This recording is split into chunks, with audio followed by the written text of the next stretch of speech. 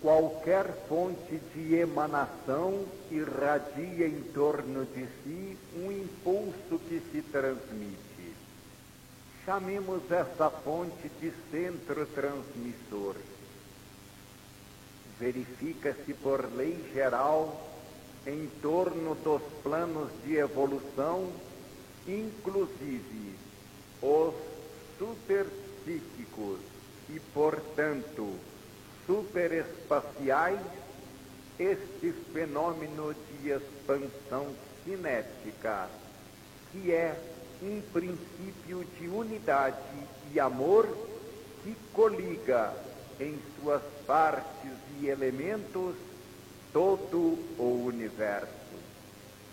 Faltam-me palavras superespaciais, supertemporais e superconceptuais que me permitam exprimir-me, mas evito qualquer referência às dimensões espaço e tempo, que no centro transmissor não existem mais.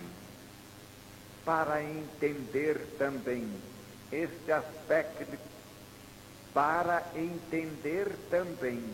este aspecto técnico, importa haver compreendido o universo, escalonado, como é em suas fases evolutivas, que significam planos ou níveis de existência, de sensibilidade, de concepção.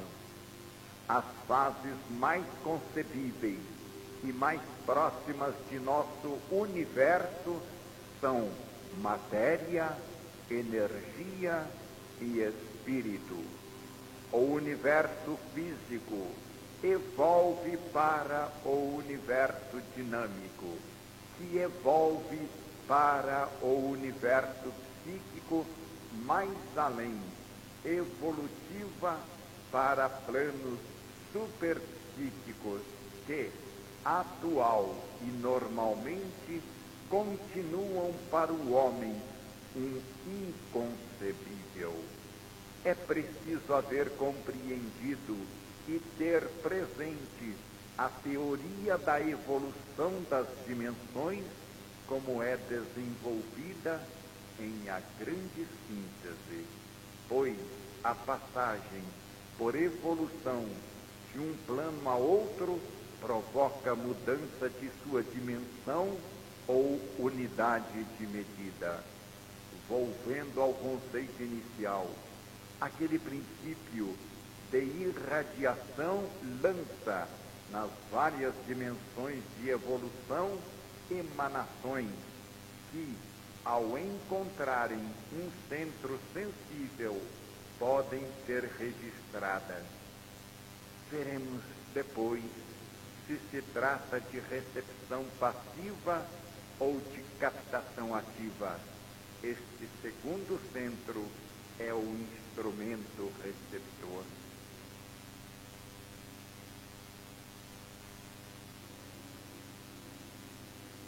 Existe, todavia, uma grande diferença entre o caso inspirativo e o confrontado. Ao passo que neste, transmissor e receptor se localizam ambos no mesmo plano de evolução dinâmico, no caso inspirativo, os dois termos comunicantes estão situados em dois planos diversos de evolução e, portanto, em duas dimensões diferentes. Na recepção radiofônica, o período final é acústico, como o inicial.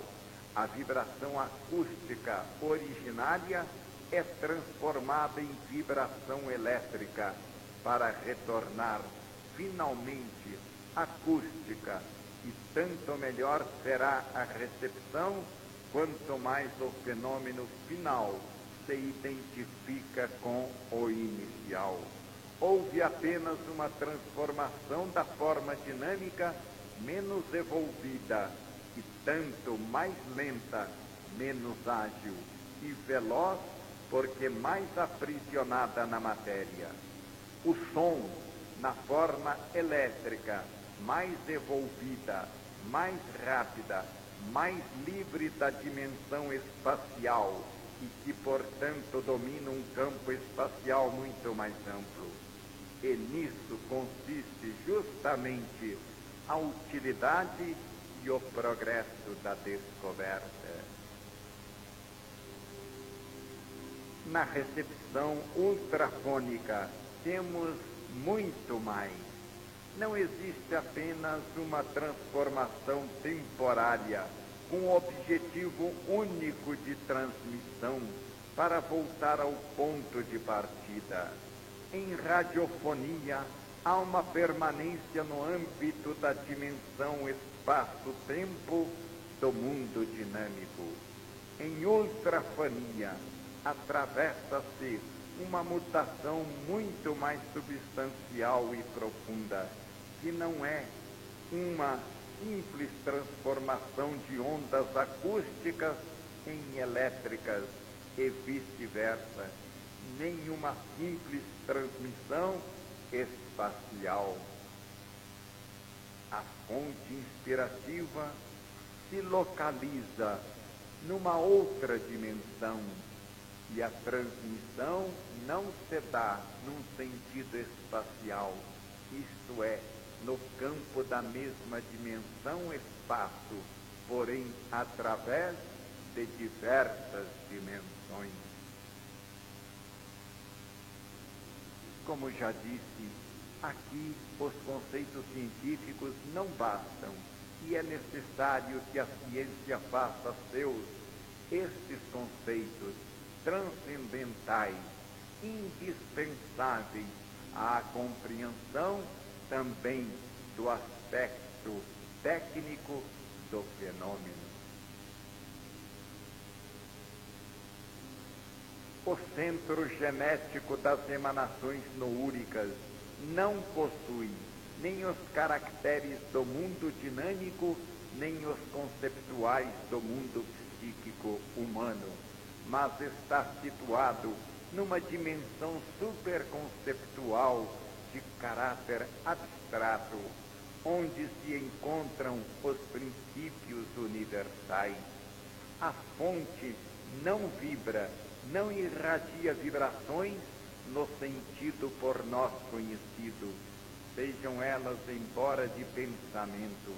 Não transmite ondas de energia na dimensão espaço-tempo, mas emana um quid absolutamente imaterial, um impulso, uma potência que não se pode definir os atributos das dimensões do nosso universo. O perceptível, pois, não tem fronteiras em si mesmo, mas apenas na relatividade de nossa posição evolutiva. Se esta se eleva, automaticamente também se dilata o perceptível. Amplia-se a visão do universo à medida que a consciência evolve.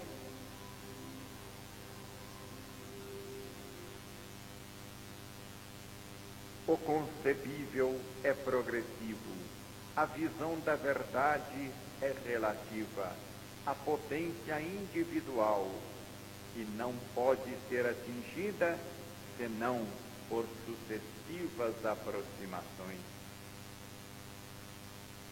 Assim, o mais pode compreender o menos, mas não o contrário.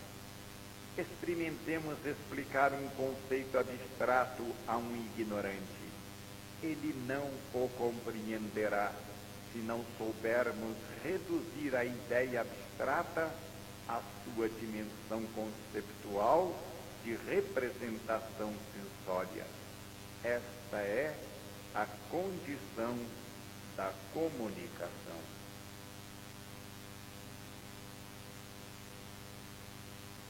Nisso se baseiam a radiofonia e a telepatia. Muitas vezes, quando uma pessoa está para dizer-nos uma coisa, nós já a sentimos no próprio pensamento.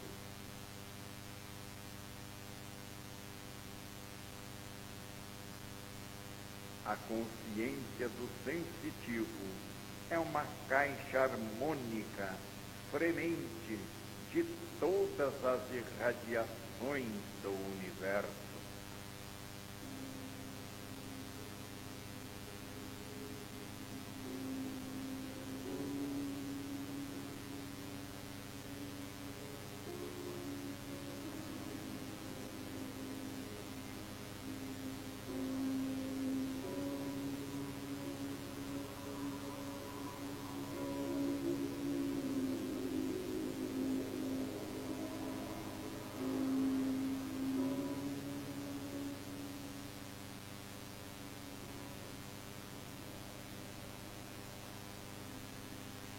A telepatia outra coisa não é que um fenômeno de ressonância. Ressonância significa sintonização no mesmo estado vibratório, base da percepção sincrônica. Significa simpatia, afinidade. E por ressonância não só se transmite, mas também funciona o pensamento, que é levado a mover-se por conexão de ideias, que é sua forma de menor resistência. As ideias se atraem espontaneamente por afinidade.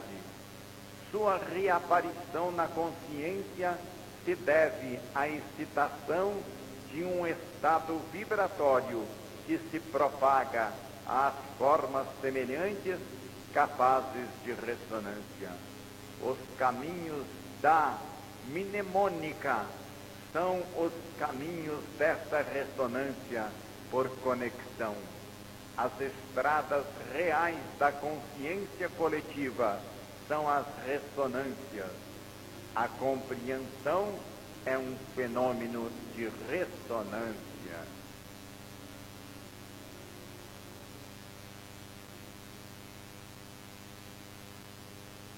Eis porque tenho insistido sobre o paralelismo entre sofrimento e mediunidade inspirativa, justamente porque o primeiro é instrumento de evolução e é sensibilização conducente à afinidade com os mais altos centros transmissores.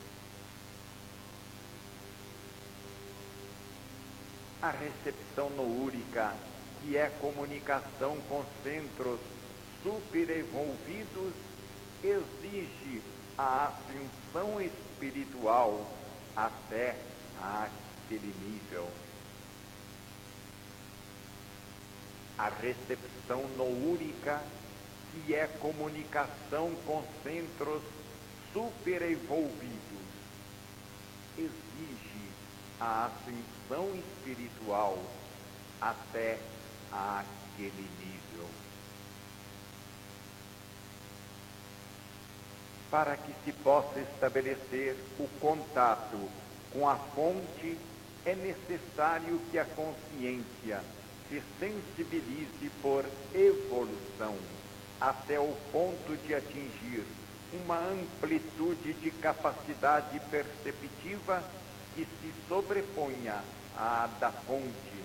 Esta é a condição da compreensão. Importa adquirir, por ascensão de espírito, a capacidade que lhe permita responder às sutis emanações noúricas.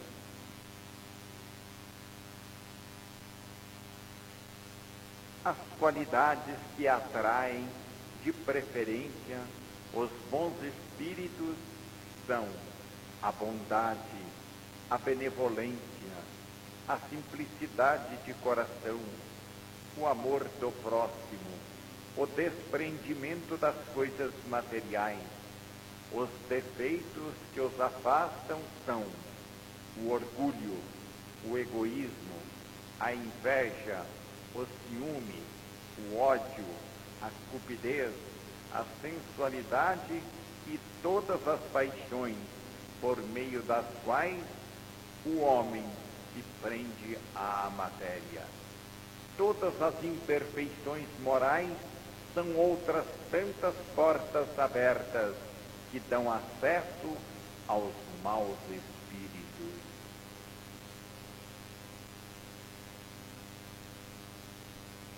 O fenômeno da mediunidade intelectual inspirativa é, pois, um fenômeno de sintonização, cuja condição é a afinidade. O problema da comunicação reside, portanto, na afinidade.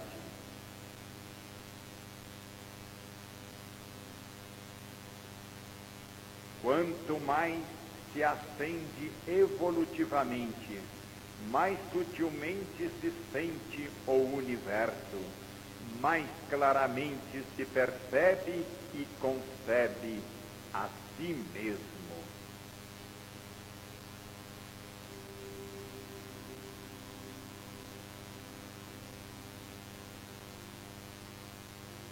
Essa voz inspirativa não deve ser entendida como um ser individual, invisível, mas como uma emanação de energias espirituais fundidas num feixe.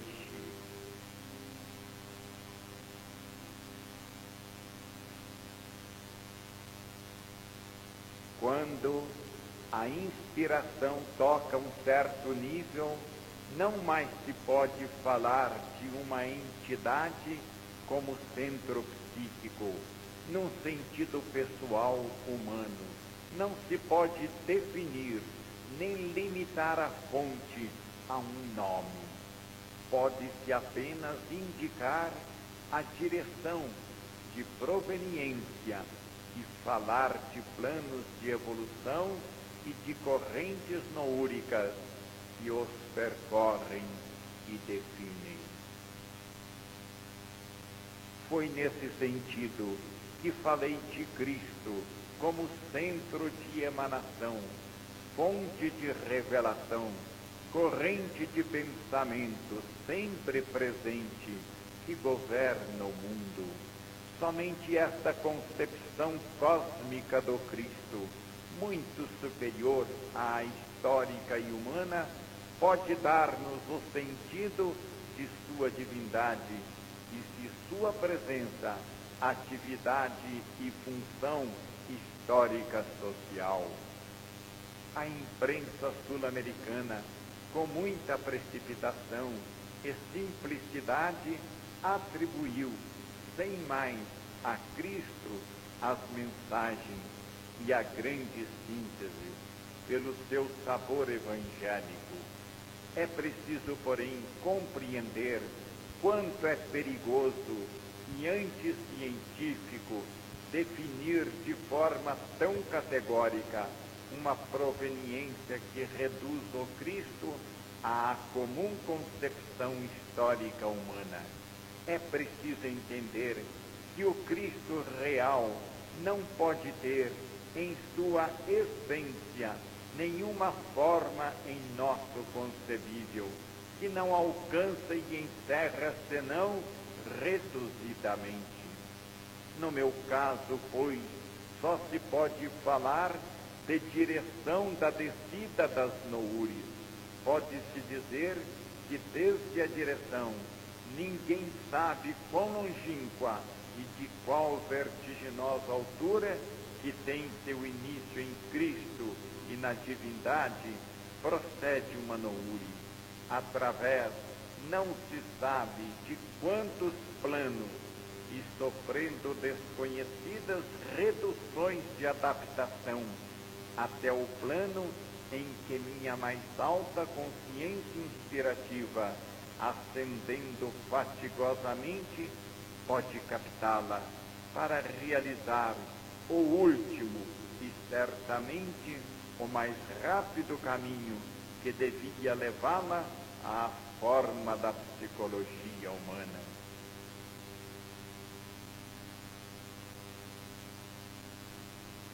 A voz venho do alto e de muito longe, diz sua voz na mensagem do perdão.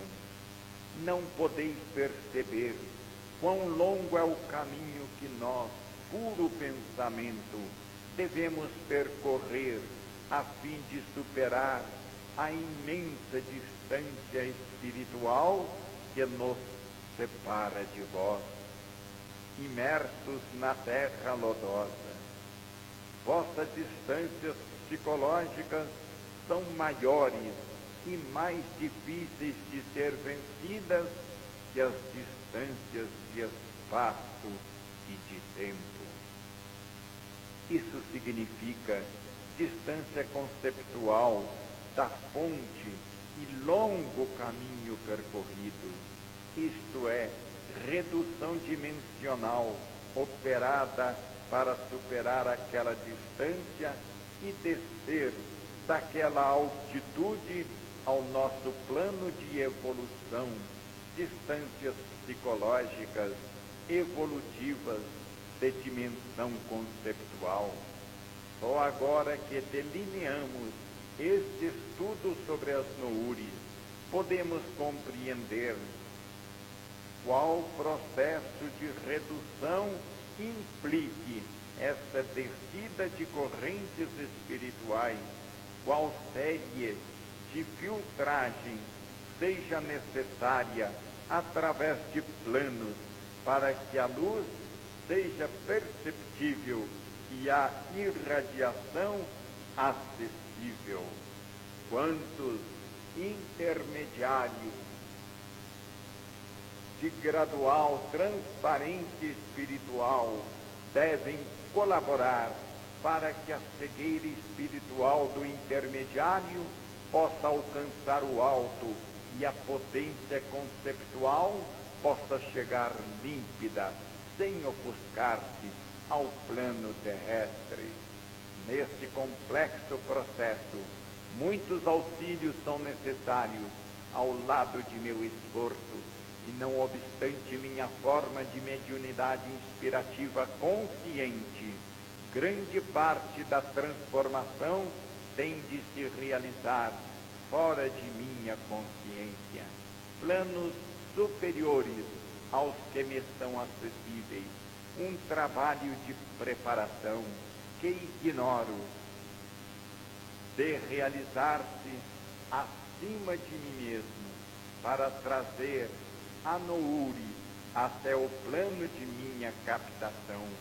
O fenômeno é vasto, feito de diversas colaborações, através de gradações de pureza e elevação, de que eu sou apenas o último termo, o mais baixo e envolvido.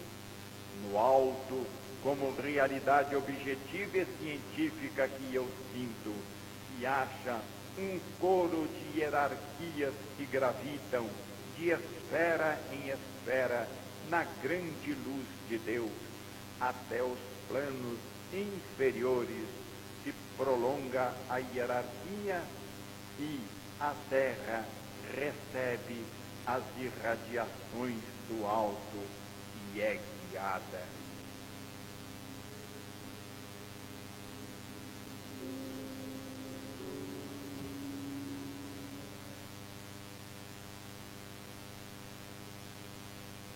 Se a fonte da inspiração está no alto, eu devo viver sempre estirado para o alto, para poder atingi-la.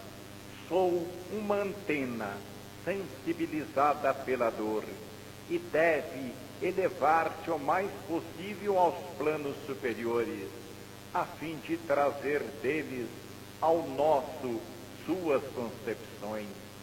Quanto mais me purificar, a mais alto poderei subir e mais se ampliará meu raio de sintonização e captação. Em ultrafonia, vigora a lei de afinidade.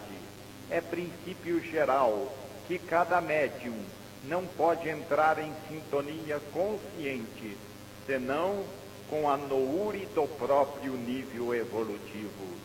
Isso porque a recepção inspirativa não se deve a uma transmissão individual, mas é uma imersão minha numa corrente de pensamento ou atmosfera conceptual, em sintonia com a qual se determina a forma de minha consciência. Por isso, se eu descer moralmente, me dessensibilizo também e perco a consciência daquele plano de noures, densifico meu peso específico e perco a capacidade de mover-me naquelas alturas. Devo afinar diariamente o delicado instrumento da minha ressonância no sofrimento e no desapego, a fim de poder facilmente superar, sem correspondência, o mar das noures envolvidas e barônticas que me circunda. Devo sensibilizar cada dia o ambiente para que, por diferença de sua natureza, permaneça surdo às vibrações mais baixas e se lance, pelo contrário, para o alto, somente vibrando, se percutido por emanações elevadas. Do mesmo modo que a onda elétrica, por ser mais evolvida, é também mais potente e mais livre que a onda acústica, isto é, domina um raio de ação mais vasto, chega mais depressa e mais longe porque mais supera a dimensão espaço-tempo, também a emanação ultrafânica, captada pela minha recepção, quanto mais estiver situada evolutivamente no alto, quanto mais é poderosa e livre e mais amplamente supera os limites das dimensões inferiores, tanto mais vasto é o campo conceptual que domina. De qualquer modo, quanto mais elevada for, mais poderosa será. Quanto mais eu subir evolutivamente, mais potente será a fonte que poderei atingir, mais se dilatará, pois, o raio de minha captação conceptual, mais profunda será minha visão das verdades absolutas. O progresso e o fortalecimento de meu progresso espiritual, porquanto basta subir para saber. Eu não estudo em livros, mas leio na vida. Há mais coisas no livro de Deus que nos vossos, dizia Joana d'Arc, e eu sei ler num livro que vós não sabeis ler.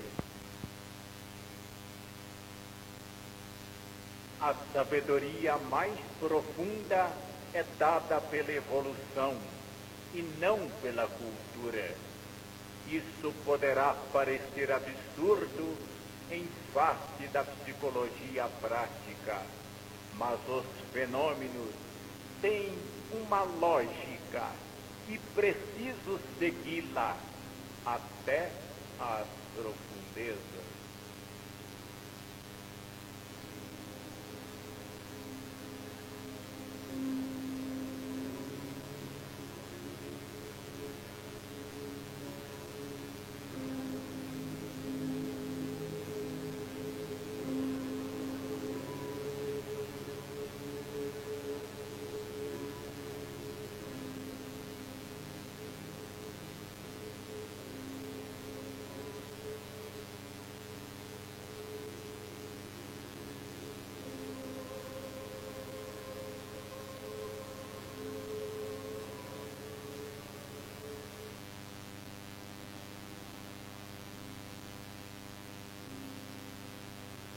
Meu problema mediúnico é problema ético, é o problema da ascensão do universo, e enquanto imerge suas raízes na baixa animalidade, expande suas ramificações no céu das dimensões superconceptuais.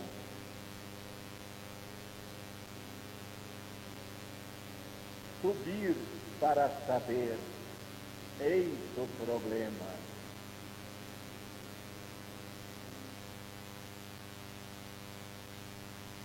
O fenômeno da minha captação noúrica está aberto diante da eternidade. A direção das noúris está nas profundezas do nosso eu e das coisas, onde se encontra Deus.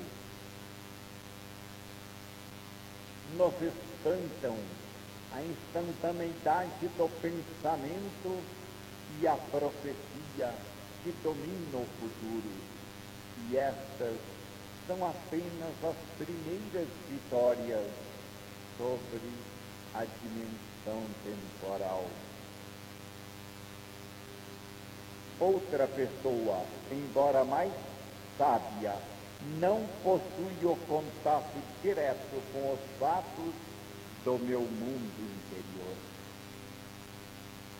Somente eu assisto ao processo de minha captação noúrica, e não me é permitido fazer com que outros a eles assistam, senão através dessas minhas descrições. Não se pode fazer ouvir o som a um surdo, nem fazer ver a luz a um cego. Os fatos, porém, permanecem representando um enigma, e com a acusação de desequilíbrio neurótico me será atribuída a paternidade absoluta da grande síntese, o que esta o desmente com toda a evidência. E o átomo é um organismo elétrico.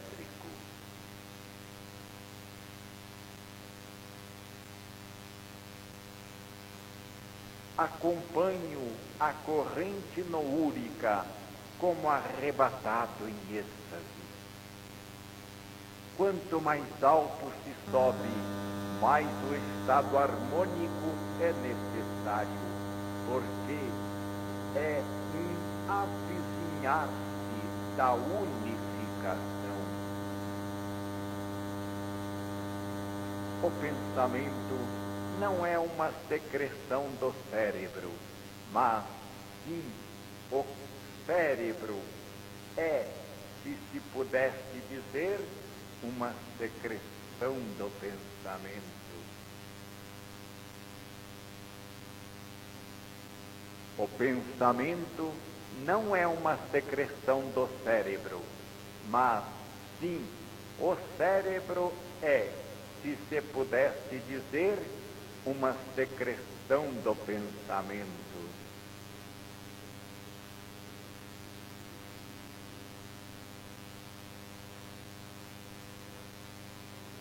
O órgão cerebral é o produto mais elevado da evolução biológica. É o órgão através do qual a química inorgânica do mundo pré-vital, internando-se posteriormente no complexo metabolismo da química orgânica, atinge um estado de superquímica em que os íntimos movimentos planetários atômicos se deslocam até a desmaterialização da matéria.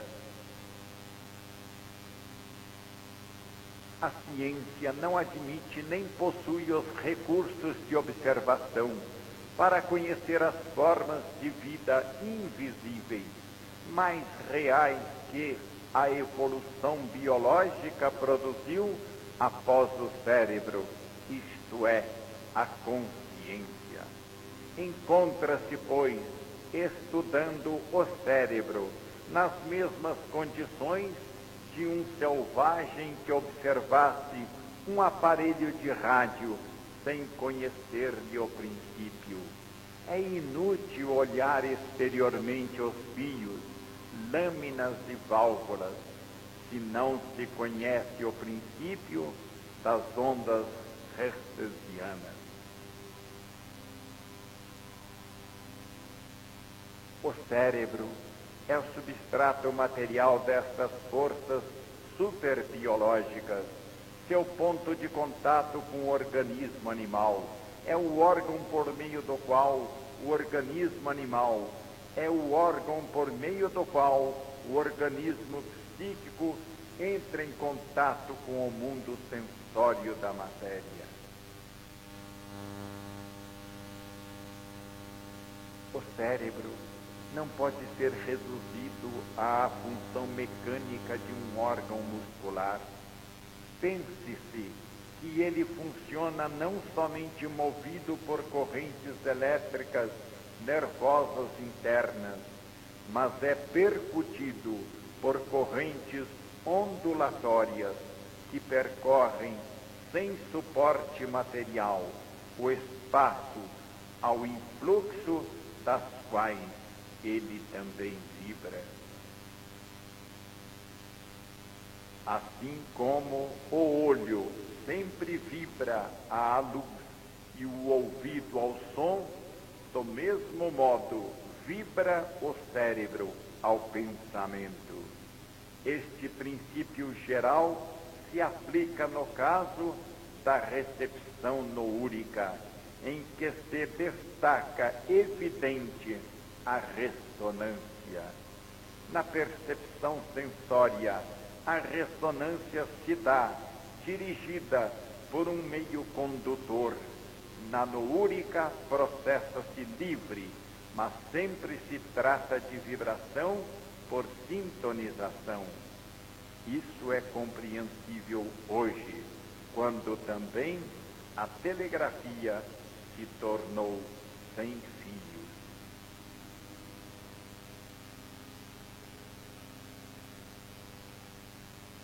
É um fato que todas as mentes, sejam de artistas, sábios ou santos, cada um em seu tempo, todas as vezes que verdadeiramente se projetaram na direção do alto para arrancar uma orla do grande mistério das coisas, verdadeiros tentáculos que a evolução lança antecipadamente de encontro ao infinito, usaram esses meios que escapam à racionalidade comum.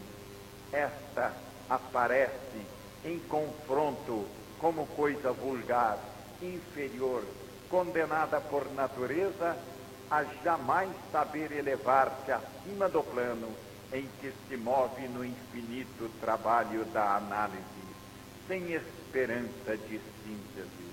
É questão de grau, porém a inspiração artística se esfuma da mediunidade, como no caso de Roswitha Bitterlich, a menina de Innsbruck, cujas telas, tanto pelo conceito como pela técnica, se assombram os pintores e confundem os psiquiatras.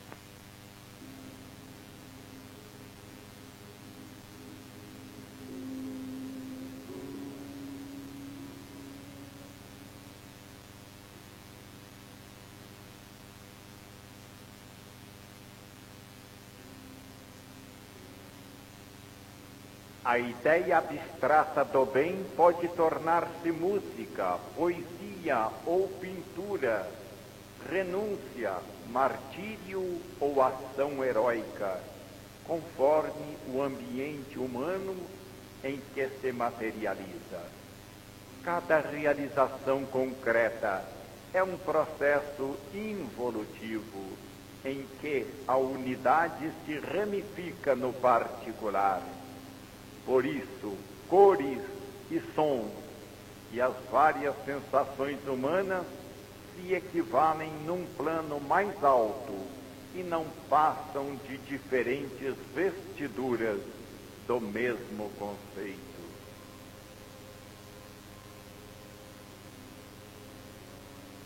Quanto mais subimos para o centro, tanto mais a ideia originária se faz abstrata e única, até identificar-se naquele monismo absoluto que é Deus.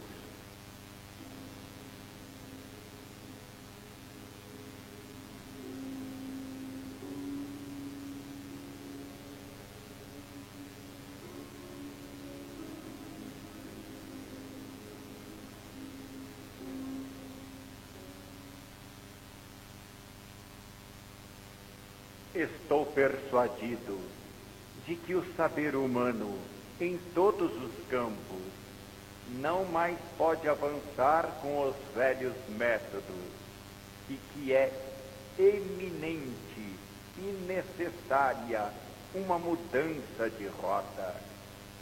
É evidente que a verdade, que tão laboriosamente se acomete, já existe íntegra, completa, funcionando desde toda a eternidade.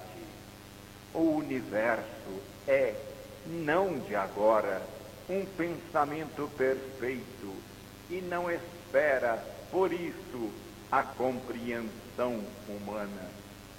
Possui ele sua sabedoria e suas leis e sabe aplicá-las com consciência e equilíbrio. Não se trata, pois, de criar coisa alguma, mas de saber enxergar o que existe, de atingir conceitos que se distanciam de nosso relativo.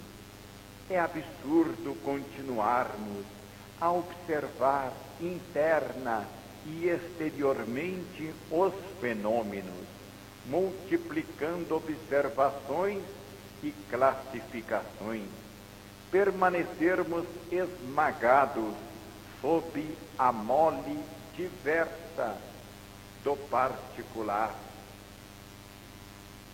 Digo, permanecermos esmagados sob a mole divergente do particular. Importa aperfeiçoar-se e potencializar esse instrumento de pesquisa que é a consciência humana, se quisermos algo que produza um resultado prático. Para mim, o método racional analítico não passa de uma redução involutiva do método intuitivo sintético. A evolução psíquica do homem impõe a ascensão a este método mais profundo.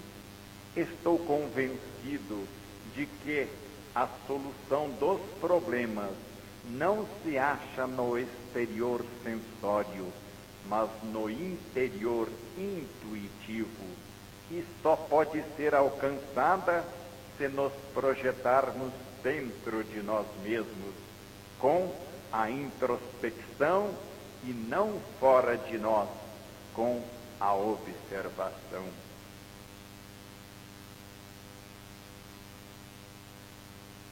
Sinto que os princípios não se podem encontrar senão por visão, por uma transformação de consciência que se identifique com o fenômeno, por uma transferência do eu a um novo plano conceptual, enquanto se permanecer na dimensão atual da razão, certos problemas permanecerão insolúveis.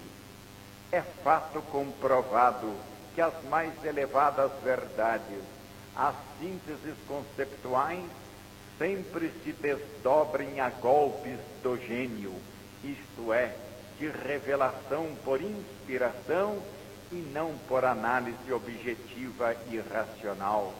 Esta não sabe tornar a seu cargo, senão o desenvolvimento metódico de um princípio, quando este e sua orientação já foram apresentados.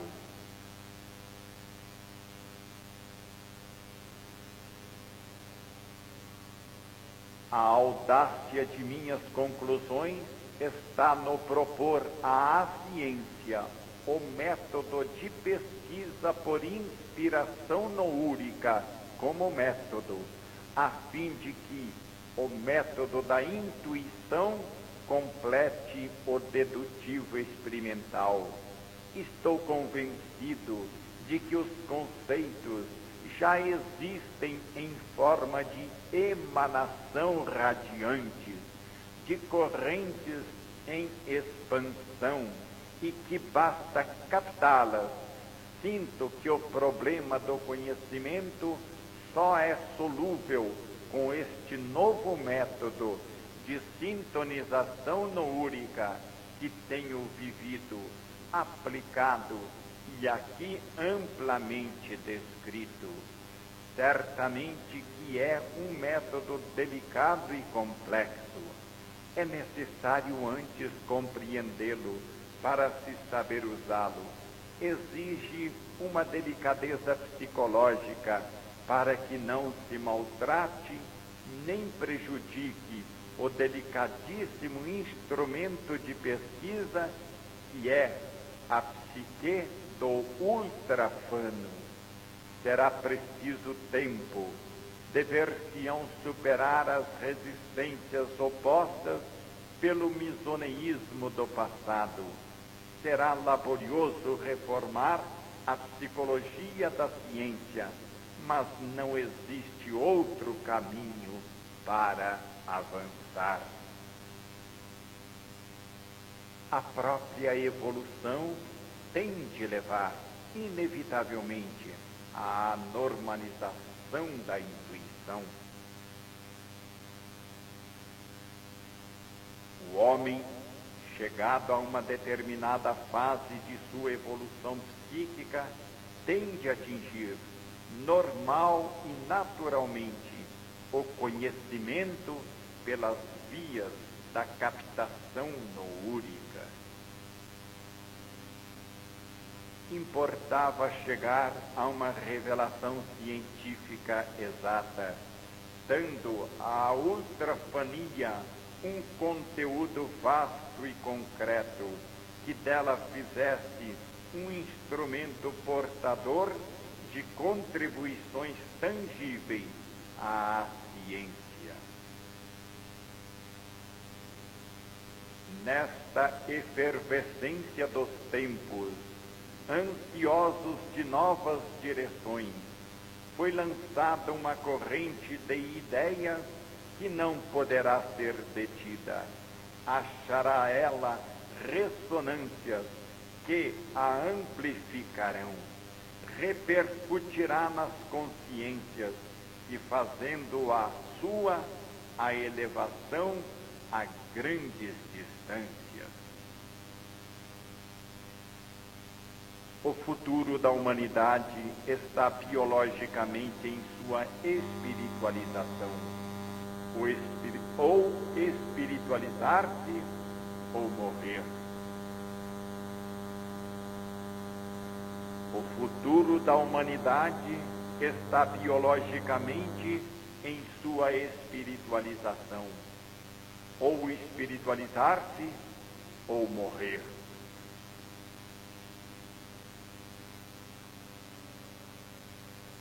O materialismo aprisionou e comprimiu o espírito na matéria, talvez somente para que ele pudesse melhor explodir. Um sopro novo tem de dinamizar tudo no espírito, pois de outro modo a vida se apagará. E deve ser uma espiritualidade não vaga, sentimental, enfermiça, porém viril, operante, científica, volitiva, consciente do titânico trabalho construtivo que a espera e que ela tomará para si. A luta pelo espírito será a luta mais digna da vida. Frequentemente tenho perguntado a mim mesmo: sabemos pensar e aprender? Não encontraremos nessas profundezas psicológicas novos métodos mais fáceis e mais produtivos em favor da aquisição cultural?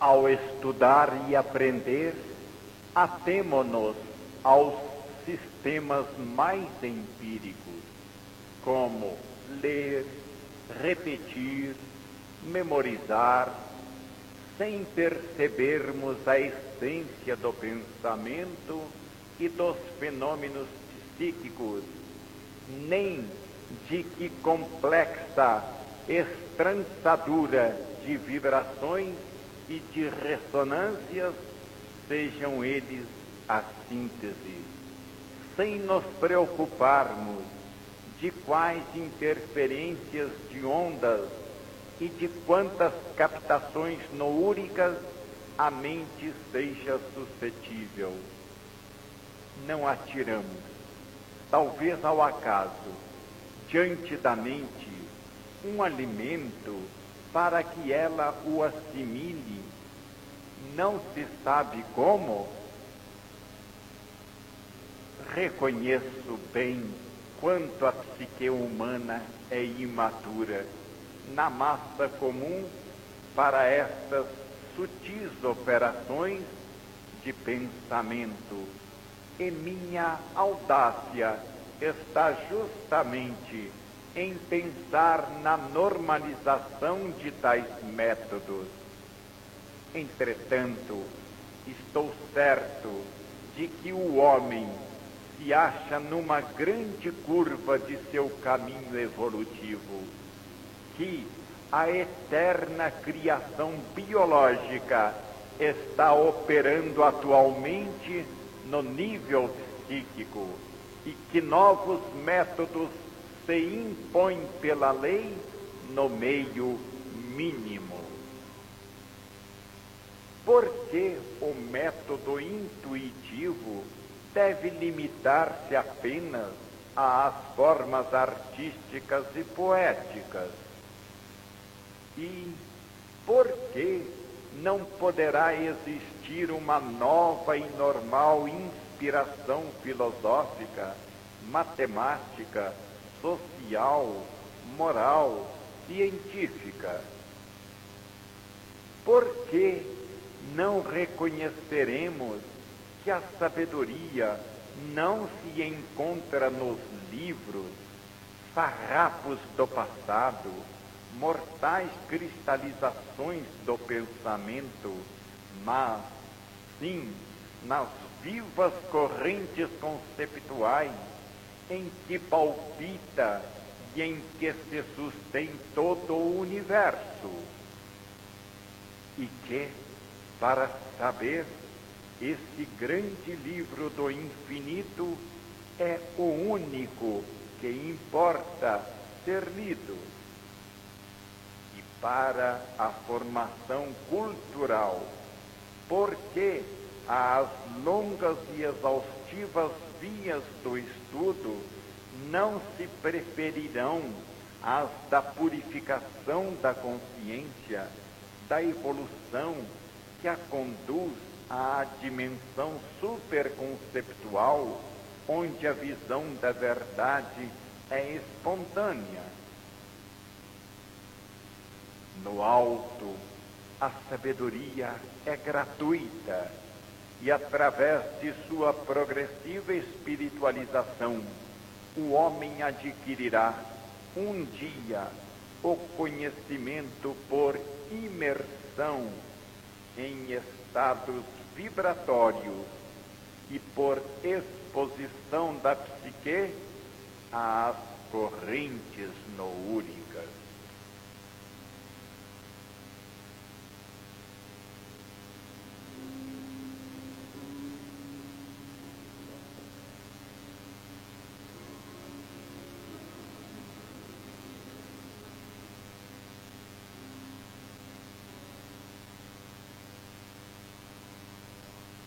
Porque, ao invés de um esforço mnemônico para acumular noções, a formação cultural não deverá ser um processo de sensibilização da psique que lhe permita a captação das ondas pensamento por sintonização.